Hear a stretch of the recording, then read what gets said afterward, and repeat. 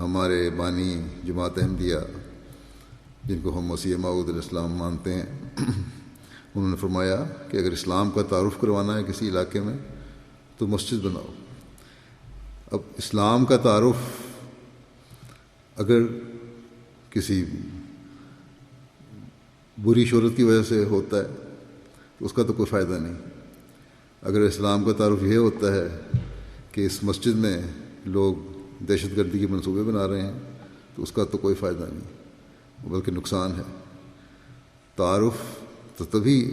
ہو سکتا ہے اور تعارف کی بات انسان تبھی کرتا ہے جب اس کی خوبیاں بیان کی جائیں۔ اسی لیے جب مسجد بنتی ہے لوگ مزید دیکھتے ہیں کہ یہ مسلمان کیسے لوگ ہیں، اور حقیقی مسلمان کی جو مسجد ہے وہ لوگوں پر ظاہر کرتی ہے کہ اس مسجد میں آنے والے لوگوں کا خیال رکھنے والے بھی ہیں، صرف خود ہی عبادت کرنے کے لیے نہیں آئے بلکہ آپس میں ایک دوسرے کا خیال رکھنے والے بھی ہیں۔ مسجد کے نام سے بعض دفعہ بعض لوگوں میں تحفظات بھی پیدا ہو جاتے ہیں، گو کہ اس شہر میں مختلف قسم کے لوگ آباد ہیں، مختلف مسلمان فرقے بھی آباد ہیں، اس کے باوجود جو تحفظات ہیں مسلمانوں کی طرف سے وہ غیر مسلم دنیا میں پیدا ہوتے رہتے ہیں اور ان میں ہیں۔ مسجد بنانے کا اصل مقصد تو یہ ہے کہ ہم ایک ایسی جگہ میسر آ جائے جہاں ہم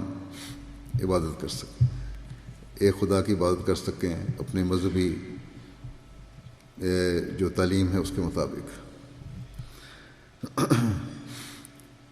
بعض لوگ سمجھتے ہیں مغربی دنیا میں، غیر مسلم دنیا میں، کہ مسجد میں شاید غلط قسم کی منصوبہ بندی بھی ہو سکتی ہے، بعض شدت پسند لوگ بھی آ سکتے ہیں، لیکن جو قرآن کریم نے مسجد کا مقصد بتایا ہے وہ یہی ہے کہ ایک خدا کی عبادت کے لیے جمع ہو، اور پھر یہ بھی بتایا کہ تمہاری عبادت بھی ایسی ہونی چاہیے جو خدا تعالیٰ کے حق کے ساتھ ساتھ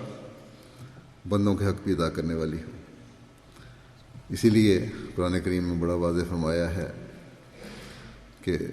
ان لوگوں کی نمازیں ان لوگوں پر الٹا دی جاتی ہیں، ان کو واپس کر دی جاتی ہیں، ان کے لیے نقصان کا اور ہلاکت کا باعث بن جاتی ہیں، جو یتیموں کا خیال نہیں رکھتے، مسکینوں کا خیال نہیں رکھتے، غریبوں کا خیال نہیں رکھتے، اور انسانی قدروں کا کسی بھی لحاظ سے خیال نہ رکھنے والے ہوں۔ بس ایک بات یہ واضح ہونی چاہیے کہ ایک حقیقی مسلمان